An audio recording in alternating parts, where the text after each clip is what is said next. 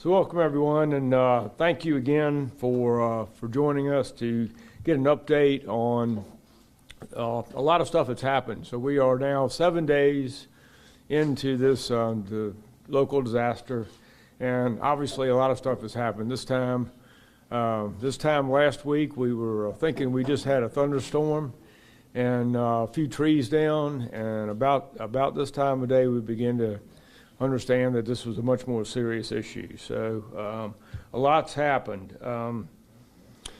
Last night we had the first of two meetings in the affected area along the Nolichucky River.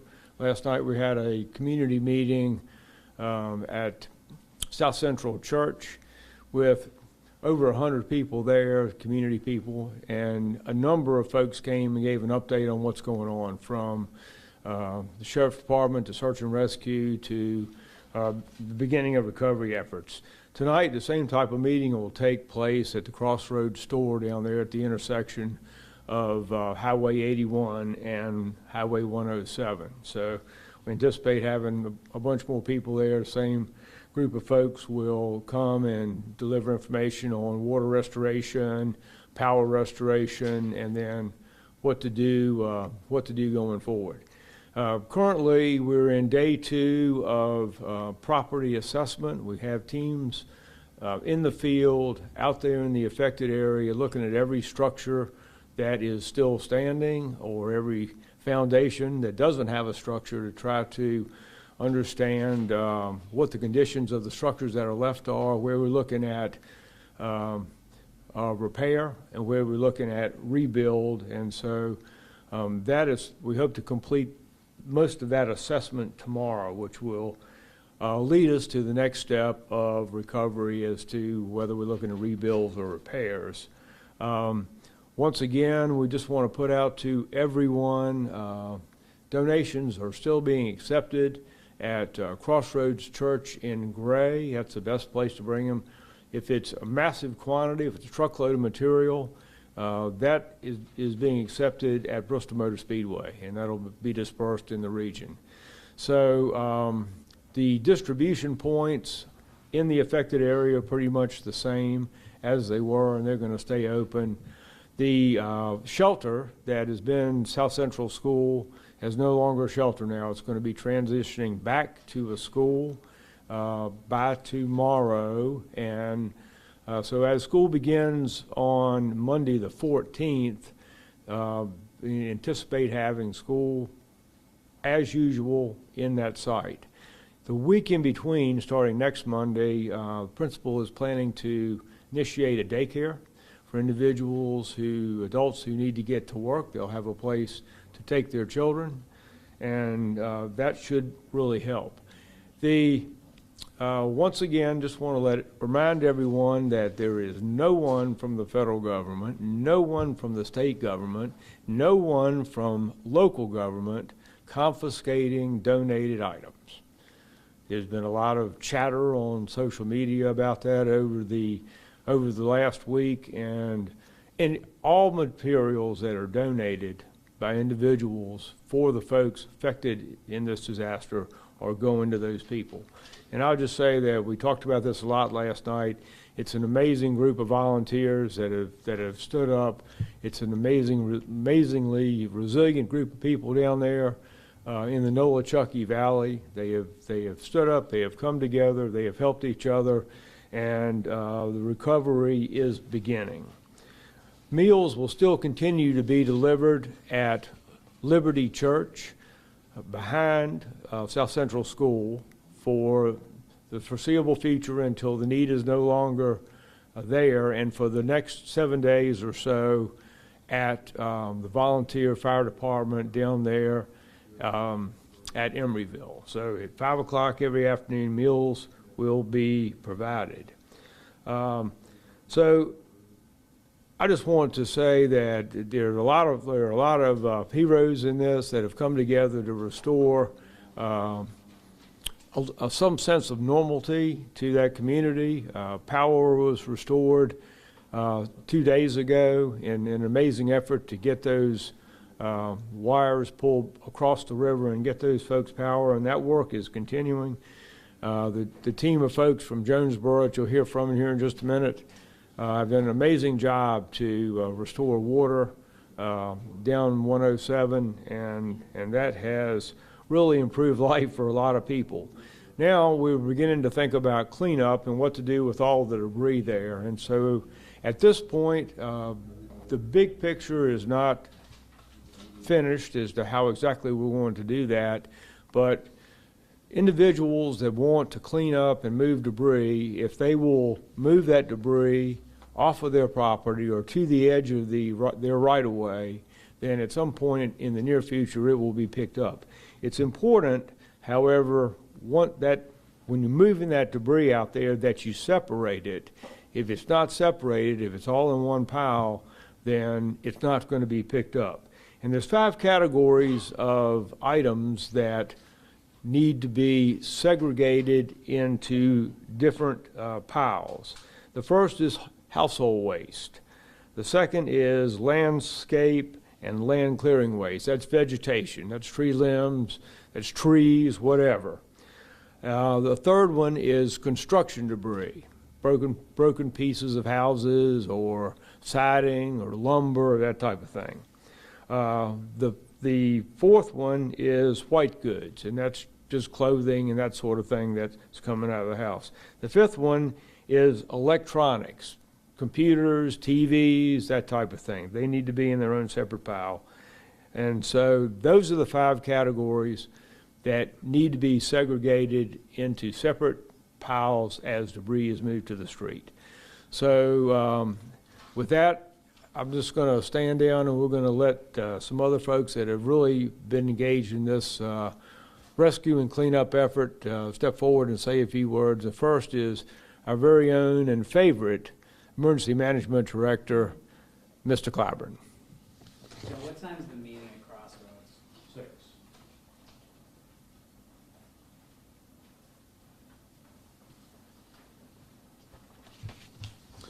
Good afternoon. I'm Evan Clyburn, Washington County Emergency Management. Quick update on where we're at, emergency operations. Emergency operations are still continuing going on. We have search and rescue teams in the field. We have covered all the areas initially from Unicoi to Washington. We are now deployed specialized search and rescue units to access inaccessible areas and debris piles which we are searching. With that, those operations are continuing to be supported as we move toward the recovery effort. We are managing public works assets, assisting them much like we do public safety. We are also pushing through for the recovery phase. There are people in the field. You guys will see them. They're clearly marked doing damage assessments. Again, just to reiterate some with the mayor, as we transition our schools that have been shelters, they will be transitioning to local churches. Liberty Free Will and Cherry Grove Baptist have accepted those, and we're in transition phase for that so we can get schools prepped and reopened to restore that normalcy for children there. Efforts continue on. Websites for United Way that are directed to us. City, county websites have links on that to direct people that are interested in volunteering or supporting the effort. As we further along, they can access that information on there. Again, just to reiterate, as we move through with the assessments, there is no one out there confiscating shelter items, closing shelters. The community areas of distribution and all that, we continue to communicate with them and support those efforts. And it's an ongoing effort right now to restore internet access and wireless activity for cell phones, and we continue to support all the public utilities as well as the search and rescue and recovery efforts. Do you have any update? According to the team, of 3 people still missing? Last update we received, all the people in Washington County residents were accounted for with the 3 missing people. That will change. Obviously, with the level of the flooding and stuff we have, we may encounter victims from neighboring counties that came through the flood.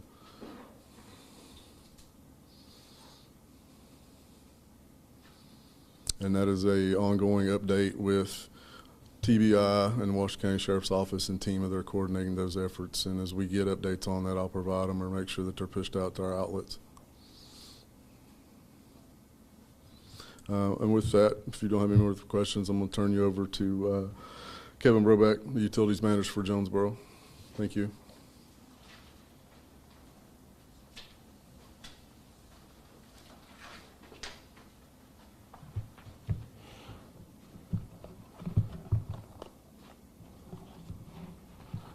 Good afternoon. I'm Kevin Brobeck, Utilities Manager for Town of Jonesboro. Just give a little update on potable water in the area affected by the flood.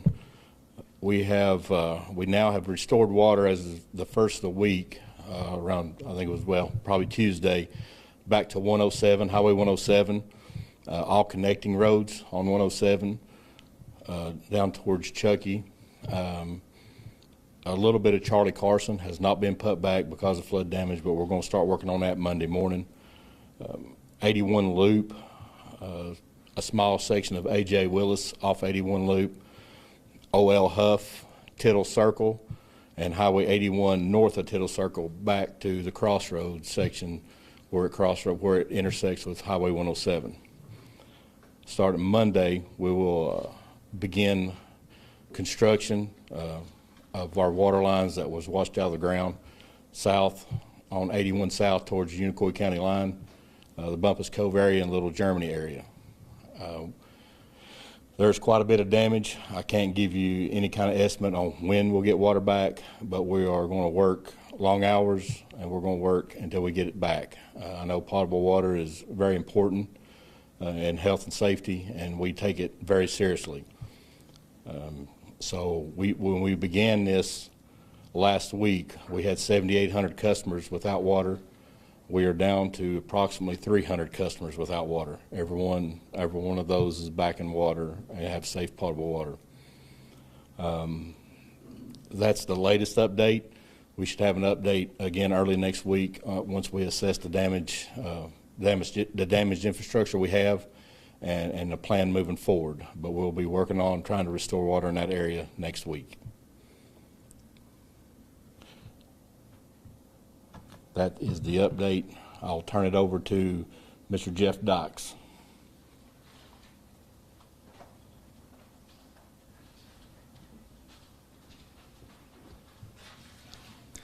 And I'm Jeff Dykes with Bright Ridge, and from the initial 33,000 customers, our folks really went to working hard to get that in place. One of the major areas hit, of course, in the south part of the county. All of our structures going across the river were taking out. We were able to build across two bridges, a Bailey Bridge area and the Jackson Bridge area. We installed new structures across there, where Tuesday night we were able to get 1,839 people that were out on that side. We got all but 120 of those back up. We are currently down building at the Taylor Bridge site. We are putting in new structures to cross the river there. And our goal is, if all continues to go as it looks, that we hope by tomorrow night to have that energized. That will get power back to those 120 folks that are currently off there. It also we're building a line to tie into Irwin Utilities for the Embryville and Bumpus Cove area, and that will also power that new line to where we can feed into that to supply and tie into Irwin so they can take care of those customers there. Again, there's other things after that we'll be down there doing some cleanup. We're putting in some additional tie lines in communities to just have some backups during this. We're working with the local and state electrical inspectors. They're inspecting homes, and as they approve those, then we will turn those homes back on. And so a lot of work still to be done, but I do want to compliment my folks and all the other rescue folks for their help and assistance in all this. So if there's anything else, great, thanks.